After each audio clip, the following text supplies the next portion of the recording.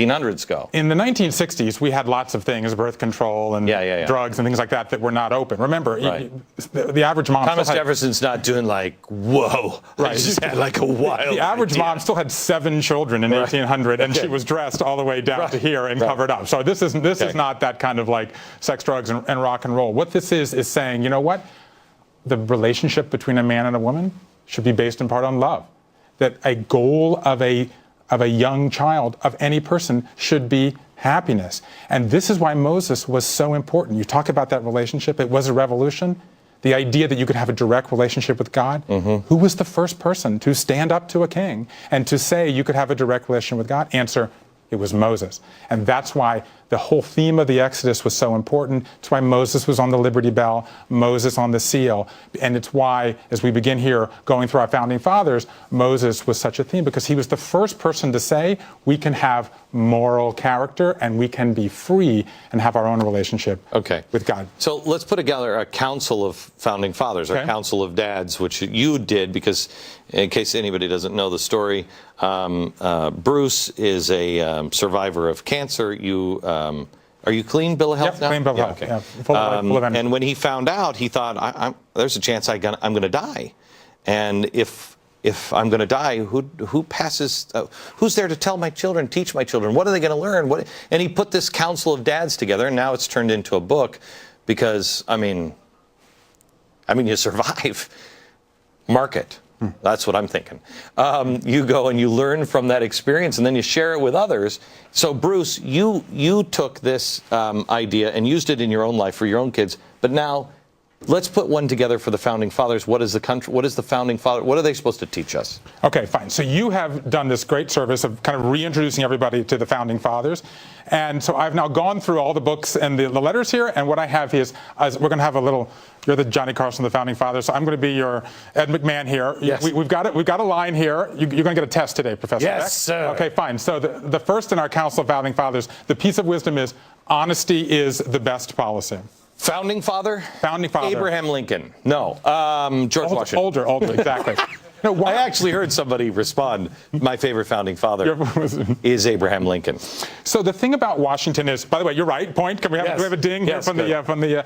So Washington, right, a man of great virtue, a man of great character, right, the bullets whizzing by him, and he's the first one who said, we're not going to be slaves. He talked about America as a new promised land. And a great moment at his inauguration, right, he could have been the king. He goes up there in a brown suit, not a uniform, right? He doesn't want to be exalted. He opens up the Bible to the last pages of the book of Genesis, right before Exodus, to this moment where Jacob is saying to his brothers, I'm not a God, I'm your brother.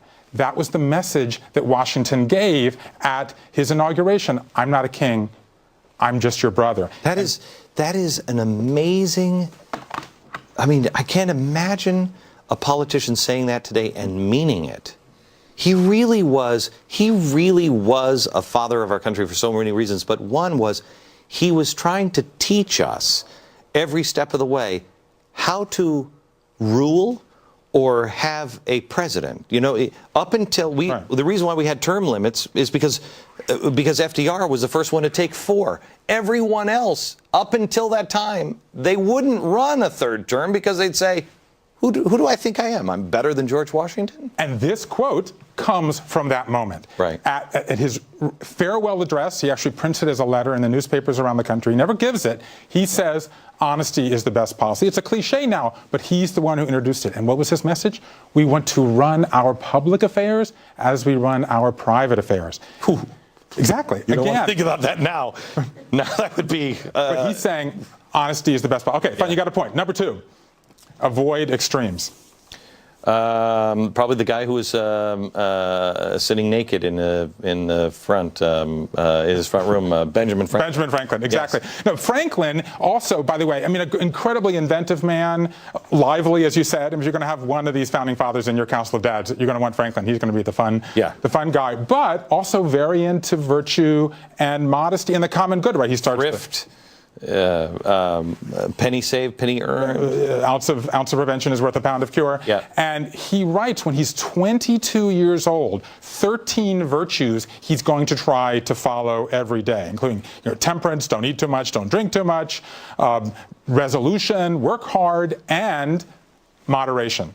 Don't do anything to extremes. And I think that what he, more than any other person, said that America should be about the common good. He actually had problems with his own father, and that's where he started the fire department, the first public library, the first university. He was the first person to say, if we're going to educate our kids, we can prepare them to be the Americans we need them to be. I don't have that wrong. That's why the founders were so into education, right? Because they knew that the kids, just like in slavery, they knew if you educated, it ended everything. You became an equal of everyone else. I love the way you said that in the opening setup, which is during all that time they were sending those letters by ship to England, 3 months. I mean, Franklin must have crossed a dozen different times. They were reading and they were preparing themselves. They were creating this revolution, as you said, at the dining room table. Okay, back in just a second.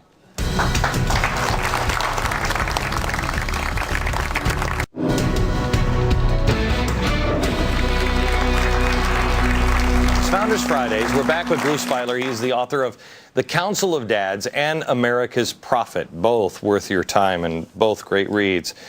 We're talking a little bit to fathers today on the Council of Dads, if you will, of founding fathers. What are we supposed to learn from our founders? What message did they leave behind? What did they try to teach at the time? We're going through the Council of Founding Fathers. George Washington was the first one. Bruce, give me a little quiz. Honesty is the best policy. Franklin, avoid extremes. The next one is question with boldness. I mean, I think I got that one nailed. That's Thomas Jefferson. Yeah, and in fact, I learned this quote from you, Glenn, and I think that Jefferson. There was this wonderful line that Adams was the voice of the revolution and Jefferson was the pen. A learned man, 7,000 books in his library, but yet also had this interesting relationship with religion because he was interested in it but wanted to kind of talk back to it. Remember, when he was in the White House, he actually cut out the miracles and made this Bible, as you know, and he's the one, along with Franklin, who proposed that Moses be on the seal. July 4th, 1776, immediately after the Declaration, they asked Franklin, Jefferson, Adams to come up with a seal. They proposed that Moses be on the seal because he represented these ideals of standing up to a king. And he wrote in this letter, not long after, when he was in Paris, to his nephew, question with boldness even the existence of God. And because he said, if there is a God, he will respond to reason more than fear. And I learned this from you. You must surely rather honest questioning over blindfolded fear. Keyword, honest questioning. Have to have faith in your life, but it's okay to bring reason. You don't have to leave yourself behind. Okay, so now they're going to get harder. Yeah. We've got the easy ones out of the way to build up your confidence. Who's left? We've got George Whitefield and John Adams.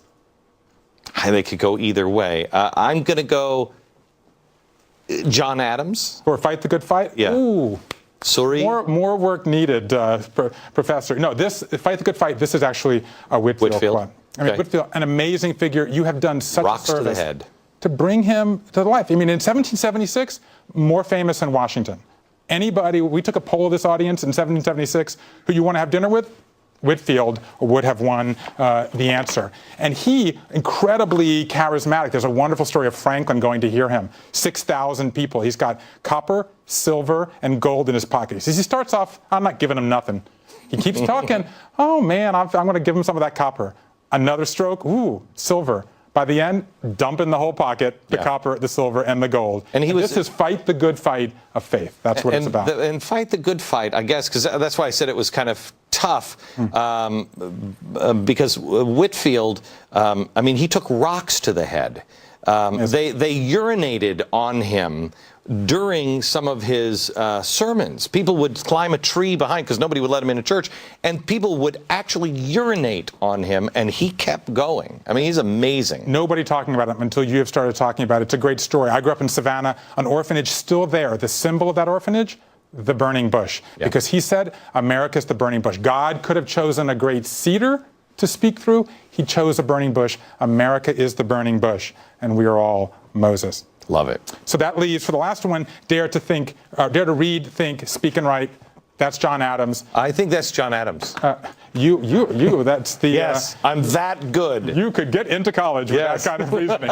And but this, I can think, is that message that you said earlier, which is to learn. And you know what Adam said was, knowledge will prevent us from being slaves. That he knew, if you learned, that was going to be the way that we could defeat them. Is we're going to use our minds as well as our bodies. May I ask you a question?